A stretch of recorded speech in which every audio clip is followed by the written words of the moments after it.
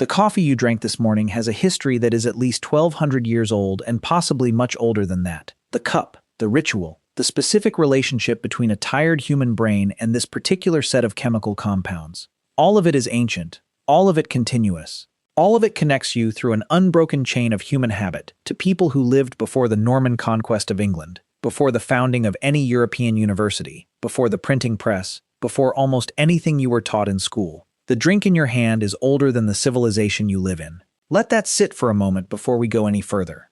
Let us start with where coffee actually came from. The coffee plant Coffea arabica is native to the highlands of Ethiopia, specifically to a region called Kaffa, which some scholars believe gave the beverage its name, though this etymology is contested. The plant grows wild in the Ethiopian forest understory, a glossy-leafed shrub producing small red fruits that look like cherries. Inside each cherry, 2 seeds are pressed face to face. Those seeds are what we call coffee beans. The plant evolved these seeds over millions of years in the Ethiopian highlands long before any human ever touched them. The caffeine inside them was not there for human pleasure. It was there to poison insects. Caffeine is a natural pesticide.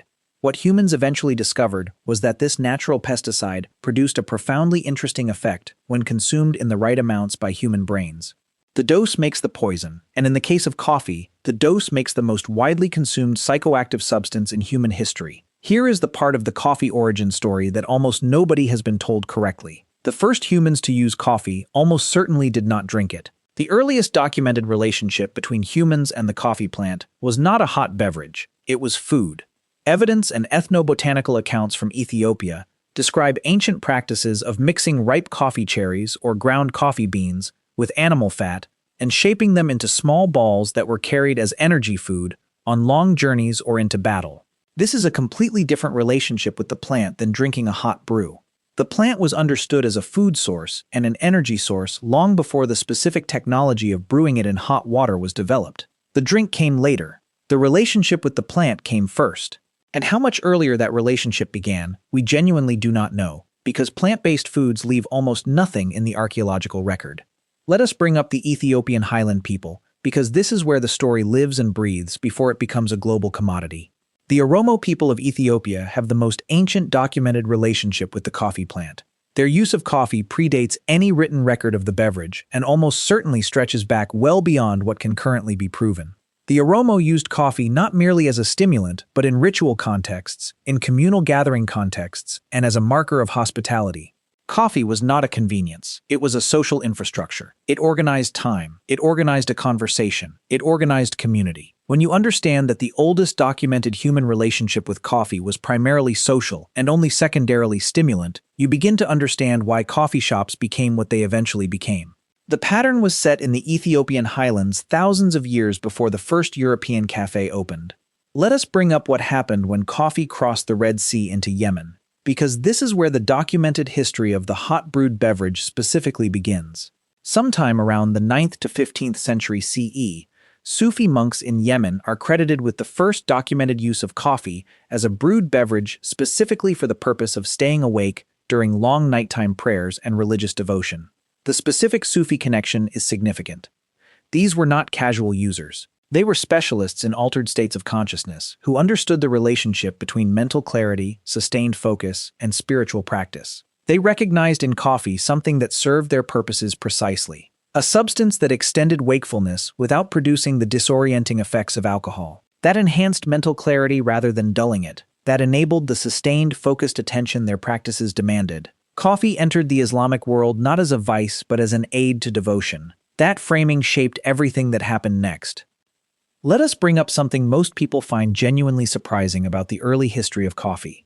It was banned, multiple times, in multiple places, by multiple authorities who found it threatening for a variety of reasons, that tell you a great deal about why it was so powerful. In Mecca in 1511, the governor banned coffee houses because the gatherings they hosted threatened public order. In Cairo in the same century, coffee houses were raided and closed. In Constantinople, coffee houses were banned under the Ottoman Sultan Murad IV in the 1600s, with penalties that escalated from beating to drowning for repeat offenders. And in England in 1675, King Charles II attempted to ban coffee houses because they were places where disaffected persons met and spread seditious talk against the government. Every single authority that banned coffee houses was responding to the same thing. Coffee houses were places where people gathered, thought, talked, and criticized power. The caffeine kept them awake, the social infrastructure kept them engaged. The combination was genuinely threatening to anyone who depended on an uncritical and fatigued population. Coffee did not just change how humans felt, it changed how humans thought collectively, and collective thinking terrified the people in charge. Let us bring up the Ottoman coffee house specifically, because it is one of the most significant social innovations in history, and receives almost none of the credit it deserves. The kahvehane, the Turkish coffee house, emerged in Constantinople in the 1550s. Within decades, it had become the primary social institution of Ottoman urban life. People came to read, to play chess, to hear poetry, to debate theology, to conduct business, to exchange news. The Ottoman coffee house was simultaneously the library, the university, the stock exchange, the debating club, and the town square of its era. It preceded the European Enlightenment coffee houses by over a century. The specific combination of caffeine-induced alertness and social infrastructure that made coffee houses intellectually productive was first demonstrated at scale in the Ottoman world. When the practice arrived in Europe, it produced the same effect. London's coffee houses in the 17th century directly hosted the conversations that produced the Royal Society, Lloyd's of London, the stock market, and much of what we call the Enlightenment. None of this is a coincidence. It is the same pharmacological and social mechanism operating in different cultural contexts.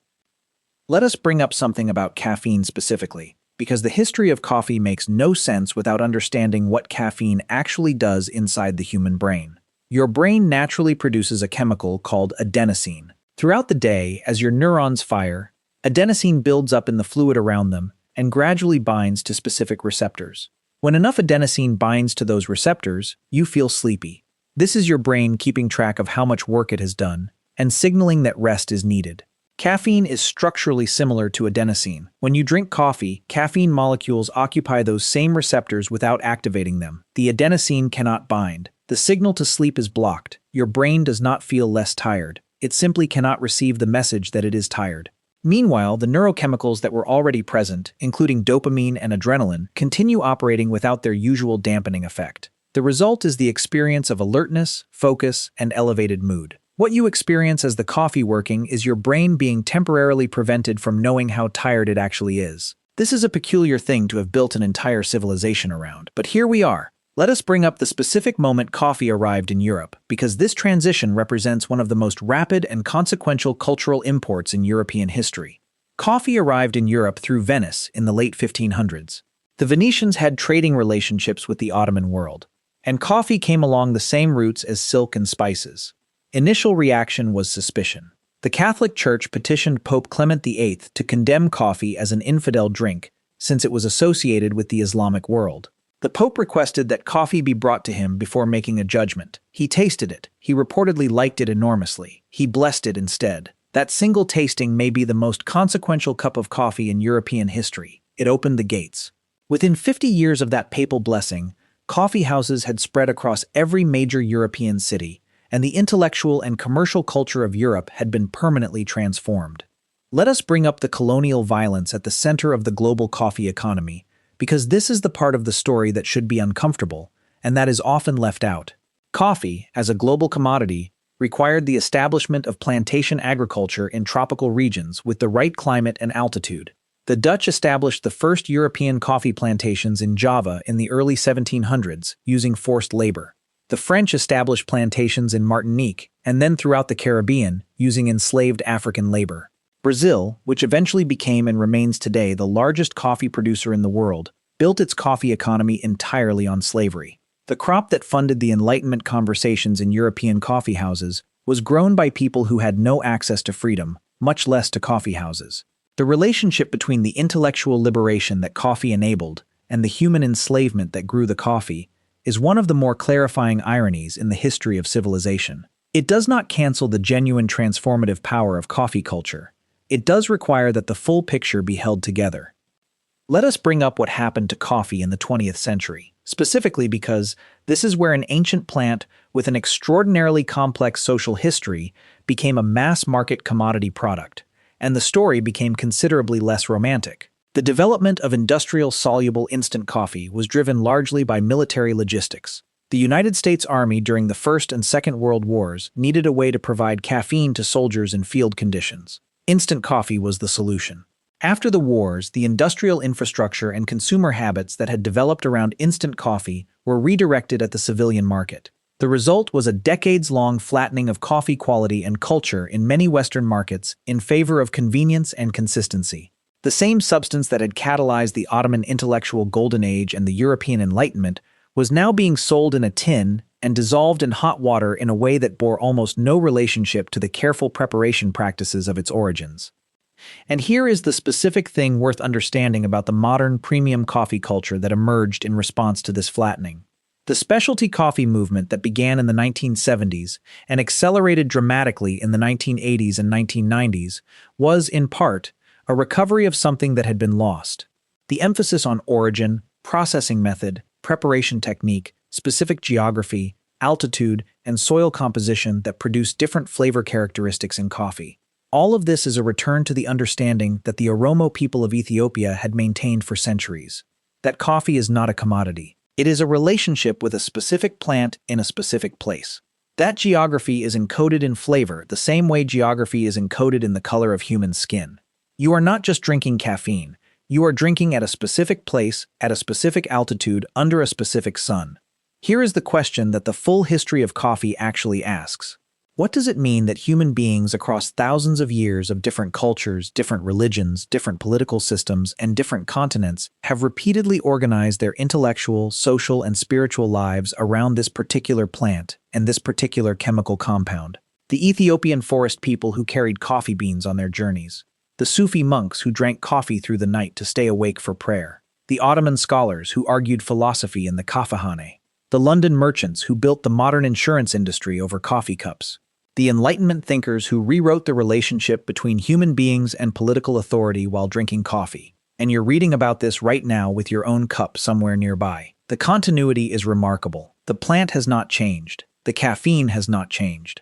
The human need for alertness for the community, for sustained thought, and for a ritual around which to organize the day has not changed either. Coffee did not create any of these needs. It just served them more effectively than almost anything else the human world has found. The cup in your hand is a very old story, older than you probably thought when you made it this morning, older than the mug, older than the machine, older than the country you live in, going back to a forest in Ethiopia, where a shrub produced caffeine to kill insects, and a human being, at some point we cannot precisely identify, decided that what killed insects might be interesting to try. Every cup of coffee ever drunk since connects back to that moment. You are part of an unbroken chain of caffeine-dependent human beings, stretching back more than 1,000 documented years, and probably further back into a past we cannot see but can reasonably imagine. The chain is longer than civilization.